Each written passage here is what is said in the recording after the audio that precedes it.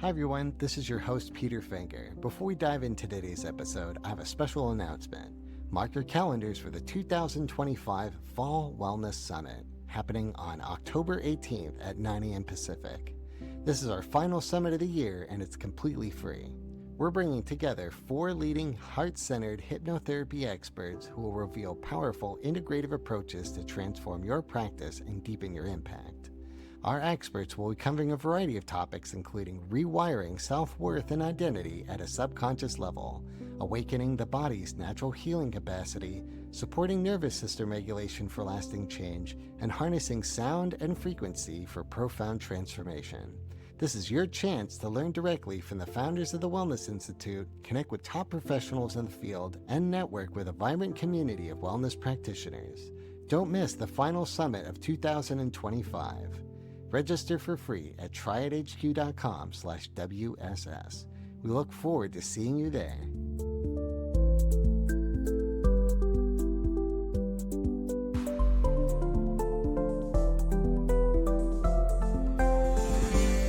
Welcome to Behavioral Health Today, a podcast brought to you by the Triad Network.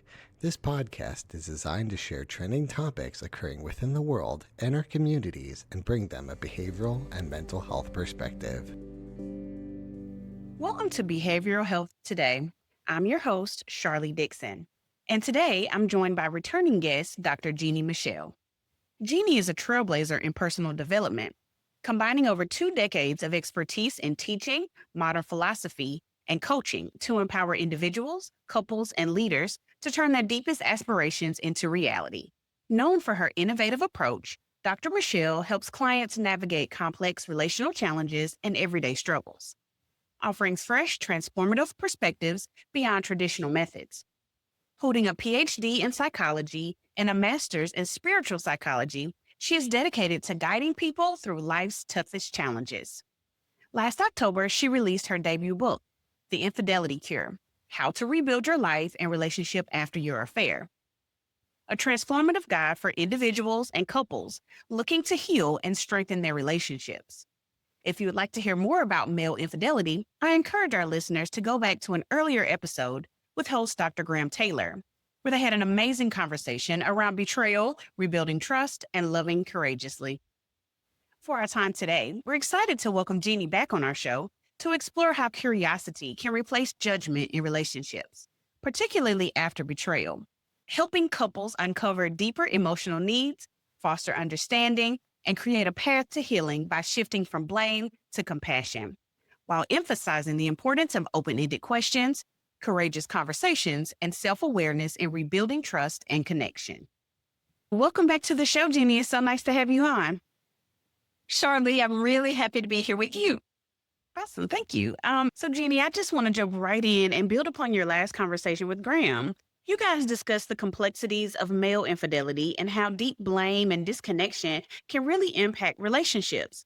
How does curiosity shift that conversation from blame to understanding in these situations? So one thing, Sharlee, I think is really important. The curiosity questions are really important. And I think it's beginning with a what instead of a why. Like instead of why did you do that? It's like, what was going on inside of you that prompted you to go down this road instead of coming and talking to me? So being curious about the other person and what's going on inside. And having said that, it's also important to note that when an infidelity experience is first discovered, there's going to be a lot of pain and a lot of upset. And going into these questions in a more diplomatic way probably comes a little later in the process. It's hard to be diplomatic when you're in a state of pain and hurt. Absolutely. And part of, working through the infidelity is that the partner who's experienced the betrayal needs to have a big space held for them by the person who betrayed. So you need to be able to go into the I'm hurting right now and not defend or go into judgment. Does that make sense? It does. It does. And one of the things as I was listening to the conversation with you and Graham, I'm like, it makes sense that you wouldn't want to, why did you do this? I need all of the details. But at the same time, like you mentioned at the beginning, are you even able to think that critically about it instead of just saying, I'm really mad at you? Like, I'm hurt. Like, why did you do this to me? Like, how do you get Yes. past that step? I think to recognize it at the beginning, it's pretty darn raw. They're going to be raw. And if you're the one who has betrayed again, you need to hold the space for the other person to be upset with you. They're not going to say it in the best manner possible. And that's okay.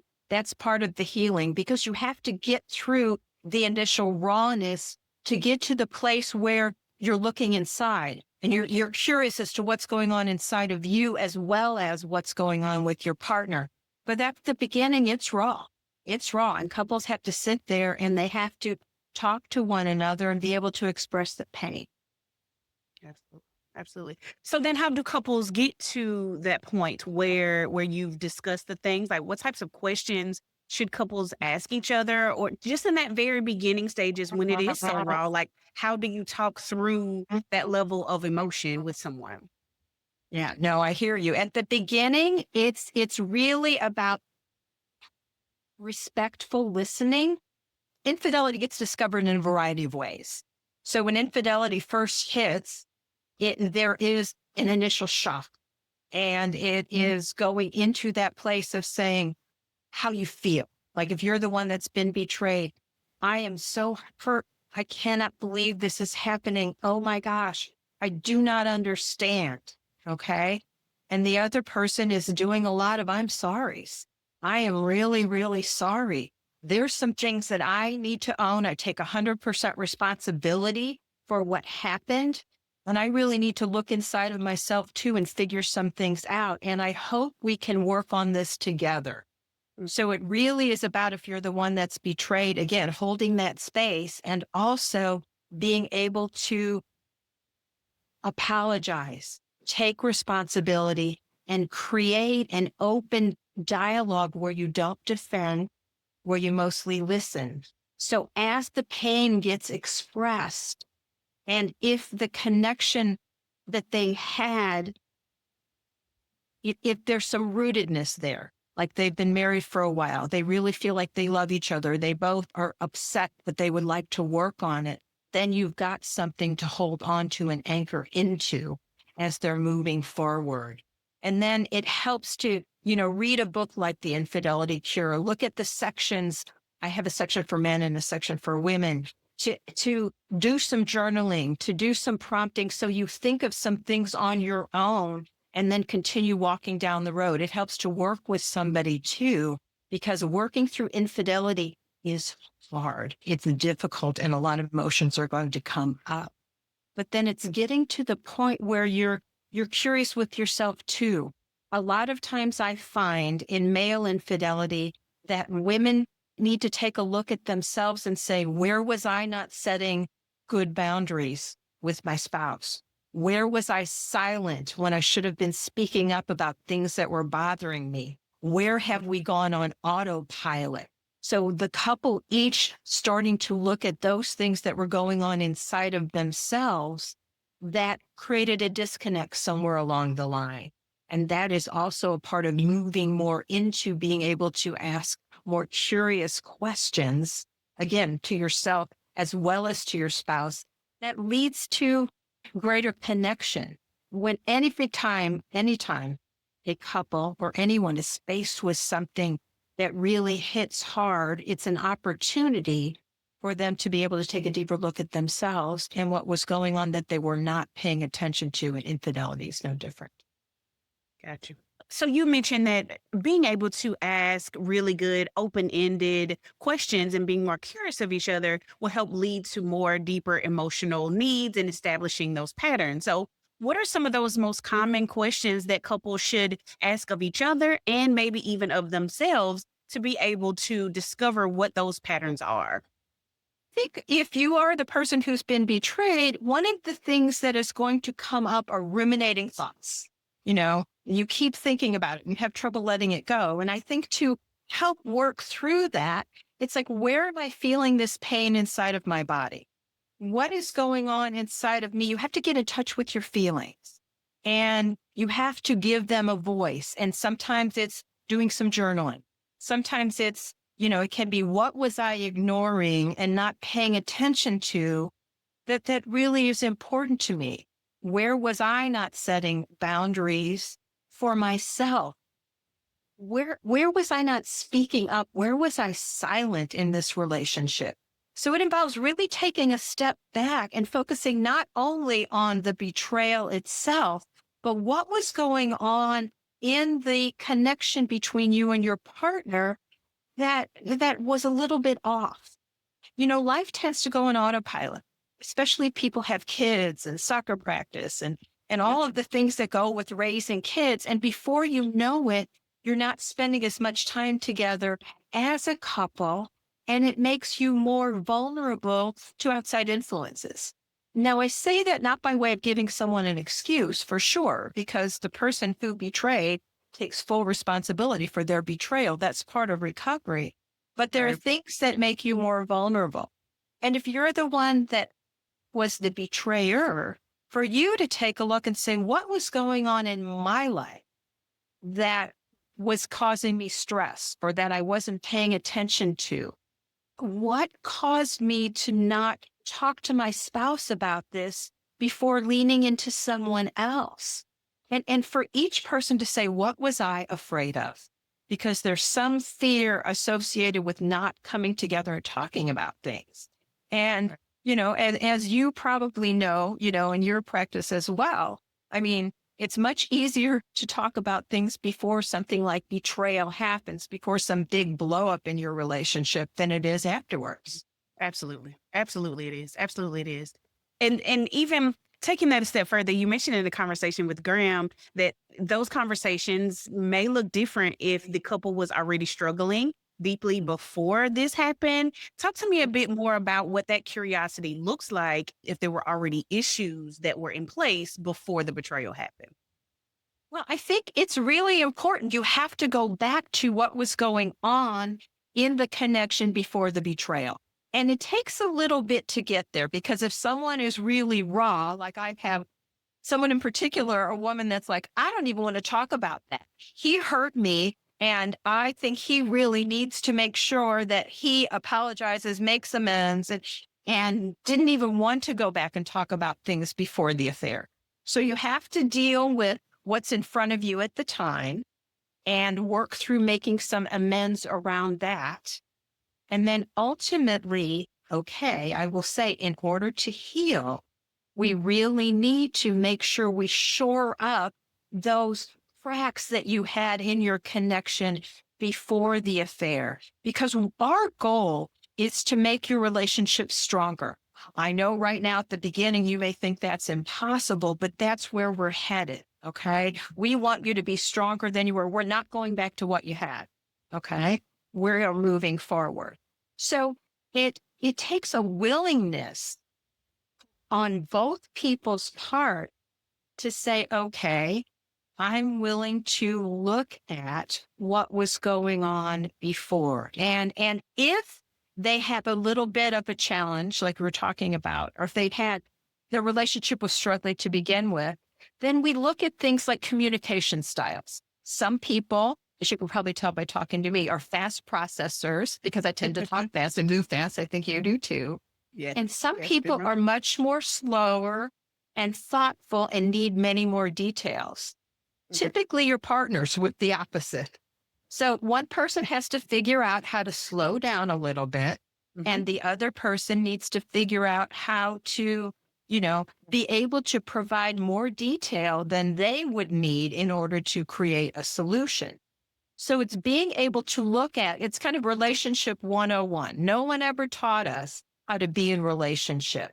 Nope. So we have to take a step back and look at, what does a good relationship look like? Most of us did not have good modeling, or we had inconsistent modeling. And so part of it's education. You have to be willing to take a step back and say, okay, and you look at a little bit about what was going on in your life as you're growing up. What was it like when I was growing up with my parents? What were my parents' relationships like? And both parties take a look at that. So there's some prompts and some questions to help them dive deeper into, this willingness to take a look. And ultimately, even though the betrayer needs to take 100% responsibility for what happened, the partner who has been betrayed also needs to participate in the healing, because ultimately, if they are unwilling to do that, it absolutely will not work. It's not your fault if you were betrayed, but in order to heal, you need to be an active participant. Absolutely. And I appreciate that you mentioned that, because a lot of times I've spoken with friends and they're like, well, he did this and he's all wrong. And they didn't necessarily take any chance to look at what was going wrong with their relationship prior to any level of betrayal, what conversations were not had, what things were avoided within the relationship. So being able to, both of you accepting that there is work to be done on both sides of the situation, it seems to be the most helpful for everyone involved. Yeah, you have to. You can't heal without both people looking at where, again, I think I find with women a lot, it's where was I silent and where was I not setting boundaries? Absolutely. Those come up a lot. And a lot of times this gives a woman, who may have been more silent, permission to talk about things, not that she necessarily needs permission, but it Right. gives them a more active voice, because in that moment, they are really so upset about what happened that they tend to come out stronger. Does that make sense? It does. It makes absolute sense, because now, like you said, that permission, whether you should have had it or needed it or not, it gives that, now is that time for you to say the things that you didn't Right. say. Right, right. And that is absolutely a part of the healing, because as I said, you're creating a new relationship. Now it's based on a foundation that you've had, both the Mhm. good and the bad, but Right. but you are creating together collaboratively something new. And that's again where the healing takes place. So you're looking at relationship. What's your communication style? What's your attachment style? You can get into that too.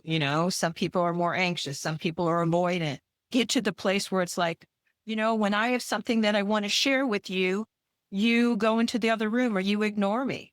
So people have to learn to sit face to face with one person being the listener, it's active listening, and the other person, speaking authentically, not critically. I say, how can you turn a complaint into a request? So complain, complain, complain. Well, what do you really want here?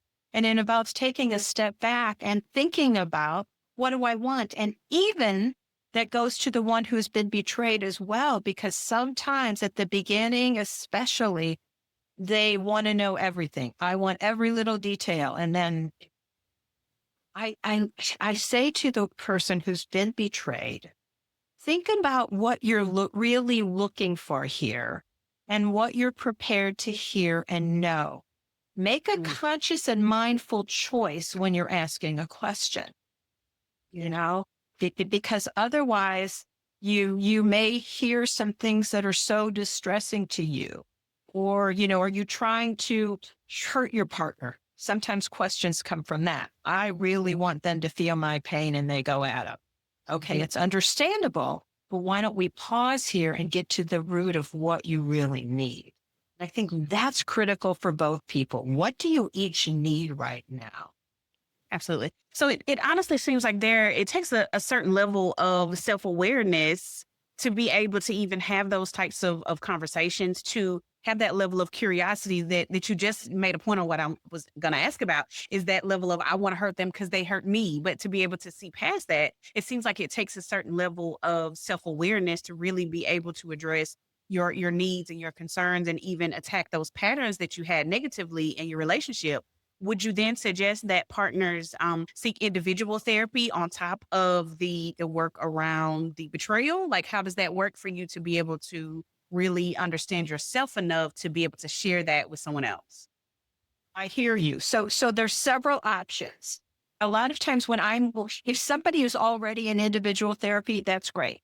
So a lot of times when I'm working with a couple, I will sometimes see someone individually and sometimes see them as a couple, because you Okay. need both pieces of the work. It depends on how deep each one needs the individual work, but absolutely you need to be able to take a good look at yourself. And yes, in answer to your question, yes, you really do need both. You need time to explore. And the difference between, working with someone as an individual, working with a couple, I tell them, when I'm working with you as an individual, you could throw up all over the room. It's fine. You can say whatever. But when we're working together as couples, we have to navigate how you talk to one another. It's not okay to say some of the things that you might say in an individual session when you're in a couple session. But you need a place to be able to throw out all the F-bombs and everything that you need. Not that you can't say that in a couple session, but to be able to just throw it all out there and be able to express your feelings, your anger, your emotions. And then when you're together, it is expressing your feelings, but not in a way that you're coming at your partner. Right. Yeah. And as a truth moment, I've been in both individual therapy and in couples therapy, and I completely agree with you. I say some things in individual therapy that I would not, well, I say it in couples counseling, but I don't necessarily say it the way that I say it to my individual therapist. Because again, I vomit all the things. I just say it. However, it You comes vomit out. whether there's anybody else in the room or It's not. like, here it is. This is what I need you to know. Now, how do I say this? How do I navigate this with another person? Because I don't want to hurt him. But I need to be able to say these things and be authentic in how I feel and sharing that with someone else. So thank you for sharing that. Because for a moment, I was like, man, I know I say some things in my own sessions.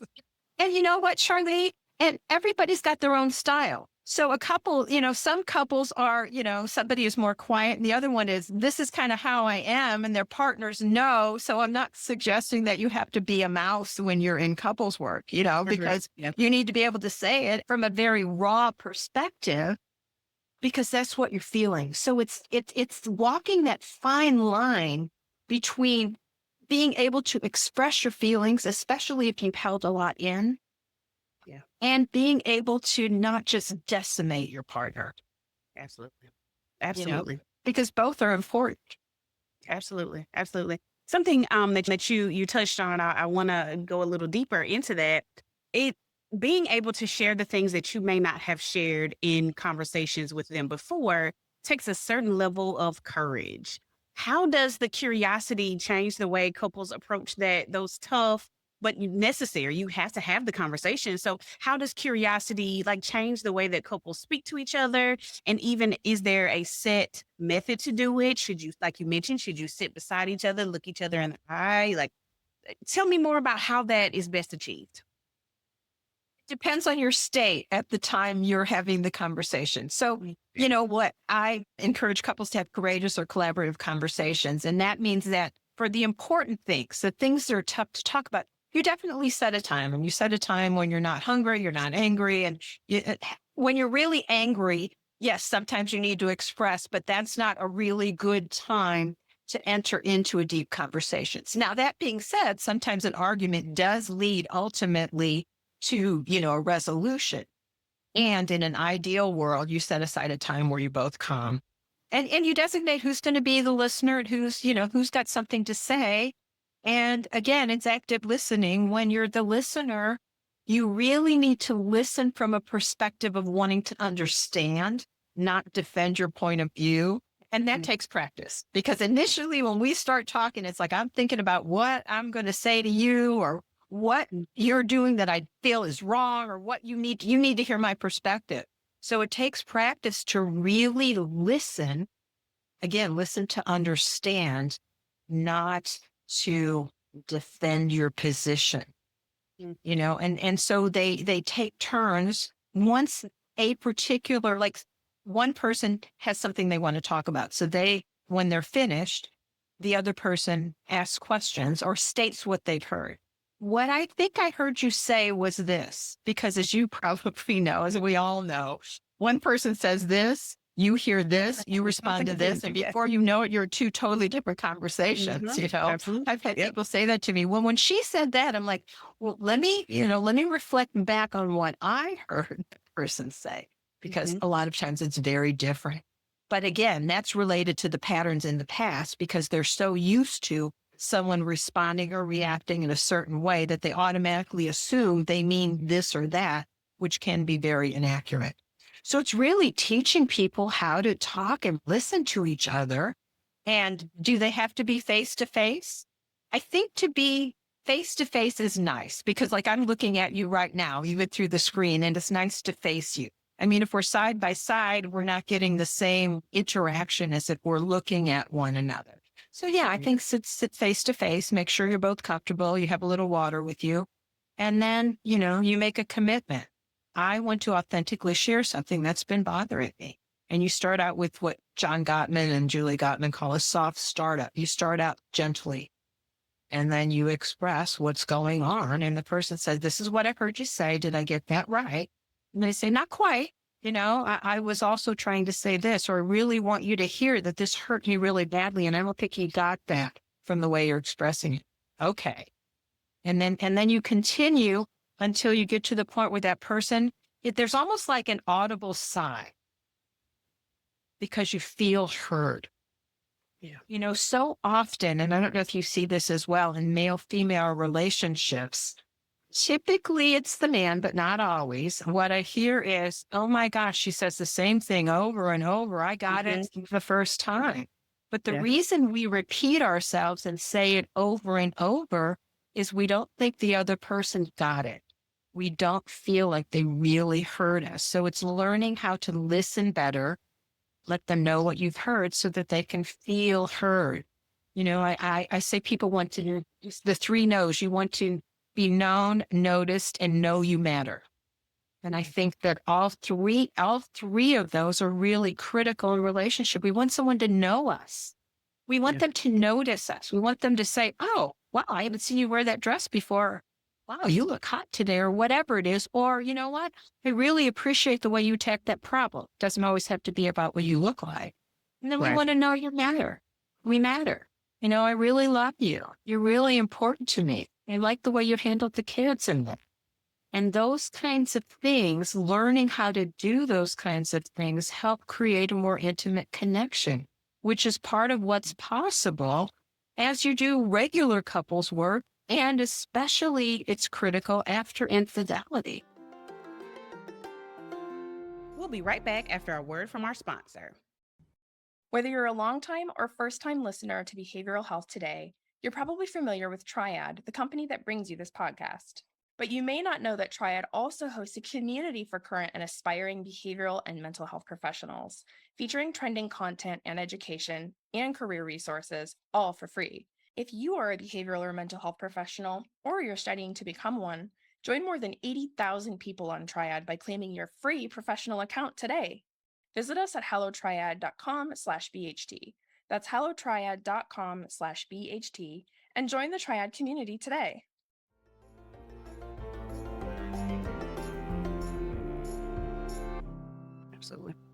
Absolutely. So one thing that we spoke quite a bit about is male infidelity. Question is, are there differences when the female has committed the betrayal? Does the process work differently? Is there a different feeling around it, different themes that you use, different questions even? There are similarities and there are absolute differences. Some of the differences are, I find that generally speaking, and again, everybody's individual, but men have a much tougher time working through female infidelity.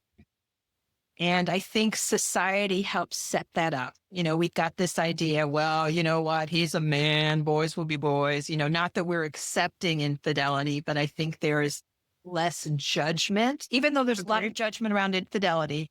I think it's more expected of a guy. And I hate to even say that out loud, because I think it's a societal pressure, but when it's a woman, we tend to judge it much more harshly. Yes. And I think there are societal pressures that help exacerbate when it's done in the reverse, and I think part of that work is also helping. For both partners, it's helping you see that it doesn't diminish who you are as a man. It doesn't diminish who you are as a woman. But I think as you go into it, being the person working with them, your approach is a little bit different. Really have to take a look at somebody, how they view themselves in light of this and what's been going on for them. Does that make sense? It does. It makes a ton of sense because I completely agree with you because whether I agree with it or not, society does seem like the boys will be boys and they will, Mhm, men will do the things, that the world is set up. And so when mhm. it's the other way around, in my experience, the women that I know who have betrayed their spouses, it is a much, I won't say it's a bigger deal, but the men tend to not be able to work through it as easily. Of course, it's not easy, but they tend to not be able to work through it as easy as the women do, because it is not to say that we expect it as women, but to a certain extent, it is much more acceptable, unfortunately. Yeah, unfortunately, that is true. And, women, generally speaking, tend to be more forgiving. They tend Mhm. to forgive a little more quickly, although there can be a lot of rage and anger in there. I'm not suggesting the forgiveness is easy, but they tend to forgive more easily. And it seems to be tougher for guys to work into that place of ever being able to forgive because that I there seems to be more competition with men.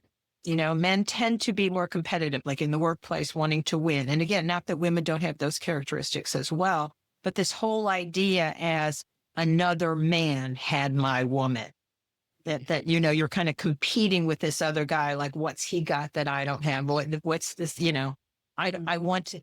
I find that men want to figure out how to win in that scenario. And it's really hard. A lot of times they want to go after the other guy in whatever way possible.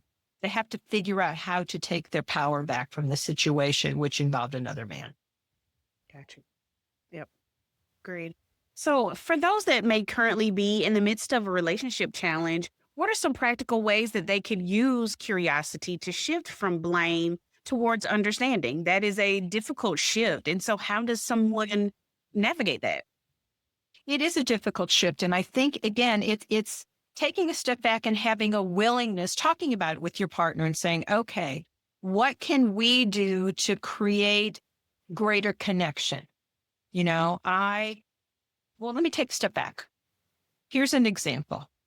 Somebody has a new project at work. Okay. So we're taking it out of the realm of infidelity. Okay. Okay. So, Okay. your partner's working on this big project at work.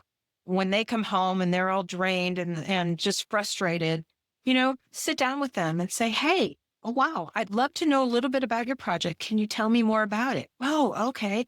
Wow. So it sounds like you put a lot of work into it and you really exhibit and genuinely feel that you're curious about what someone else is doing. You kind of think of it as, like you are with a child. When your teen comes home and they're working on something and while they created an art project or they've had their first time where they have to stand up and speak in front of the class, you talk to them about it. Do the same thing with your spouse. Start there.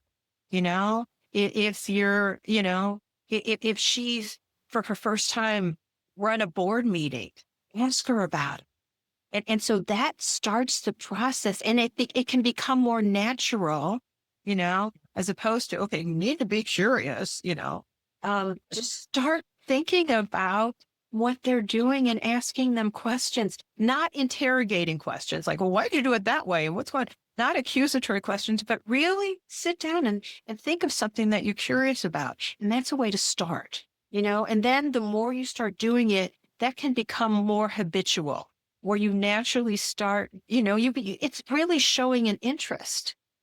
And I think that, as we talked about before, people go on autopilot and they stop creating time for themselves, and as you start asking, showing an interest and being more curious, that can create greater intimacy.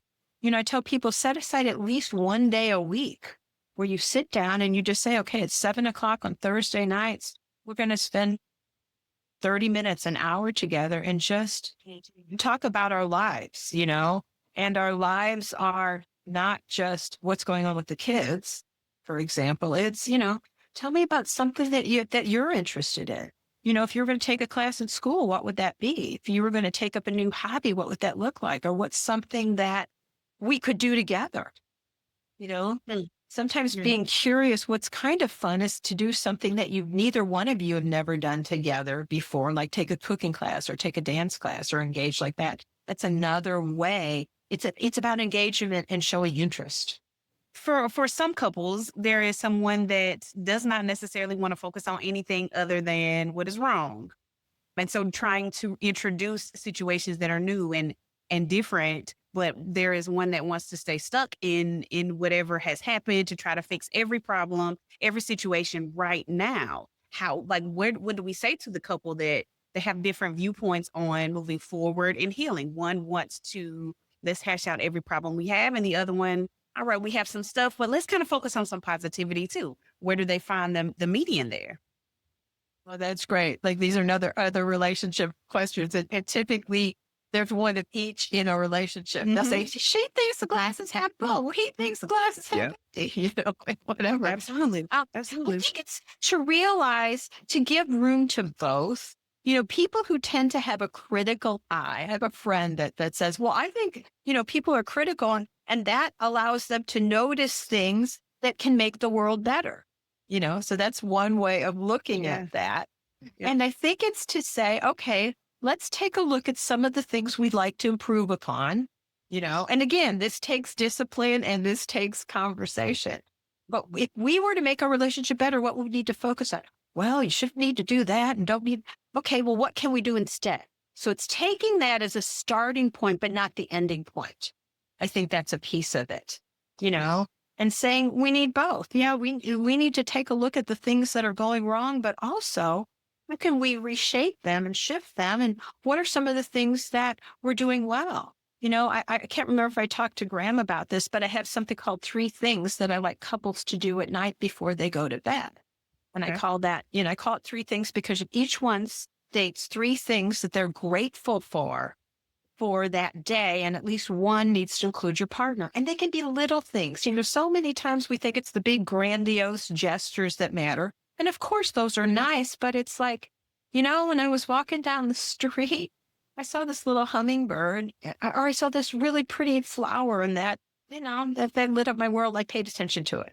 Or I love the way when you walked in the door, you looked at me and you gave me kind of that, ooh, baby look, and it really lit up my world, you know? And Absolutely. those, because as you practice gratitude, you start to notice the things that you feel good about.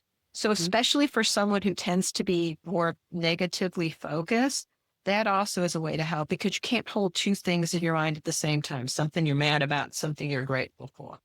So it's looking at ways you can shift just a little bit. Nice. Nice. Thank you for that. And so congratulations again. You released your book last year. So are there new things coming with the book? How has that process been for you?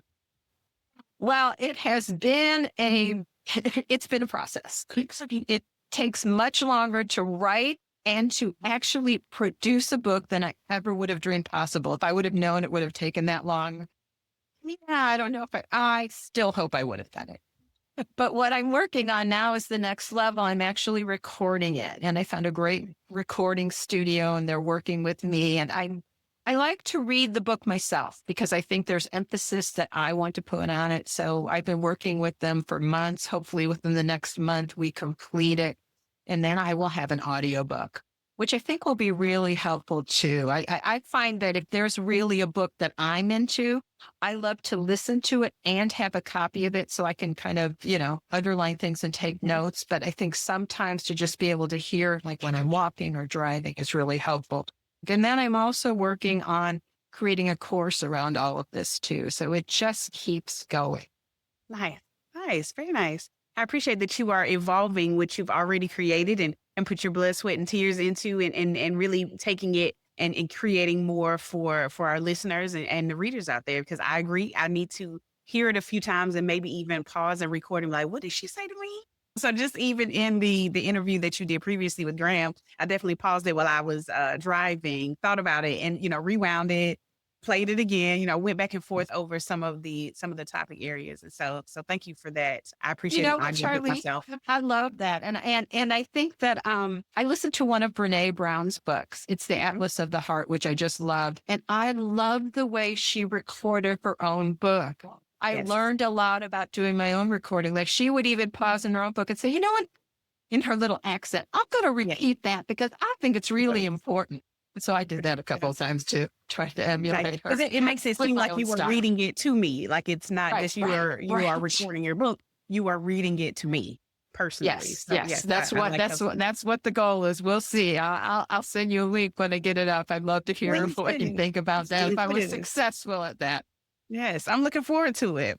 And so, as we wrap up today, I would really love for our listeners to be able to follow up with you. So, where can folks follow you, your work, and then once again, help our listeners know more about your book, The Infidelity Cure? Okay. Well, I have two websites. One is drjeanniemichele.com, and I'm sure you'll put a link to it because I spell Jeannie and Michelle differently. And then the infidelitycure.com. And then I also have a download for women. It's called healingfromtheaffair.com/women. And it gives them, a resource to go in and do some things and take a look at how they can best heal. Awesome. Awesome. And I know that our listeners are going to love that. And I appreciate you again for addressing how that feels to be the betrayer and from both sides, how that works for everyone involved. And Jeannie, I really have appreciated speaking with you today. You know what? I love you. We have to do this again. You have such a great style. You're so authentic and honest, and you're fun. You're fun. You make Thank doing this a lot of fun. So I appreciate Thank you, that. ma'am. I have enjoyed myself with you today. Thank you so much. And thank you to our listeners for taking the time to join us. Make sure you follow us on our social media at Instagram, TikTok, LinkedIn, and even on YouTube at Behavioral Health Today. And if you like our show, give us 5 stars and leave us a review. That helps our show get discovered and share the valuable insights in each episode. As always, the resources for this episode and an archive of all of our other episodes can be found on our webpage at triadhq.com/BHT. And we look forward to having you back with us next time on Behavioral Health Today. We appreciate all the support from our community, and if you like our show, one of the best ways you can support it is by giving us a 5-star rating and leaving a review. Behavioral Health Today is a podcast part of the Triad Behavioral Health Network, all rights reserved.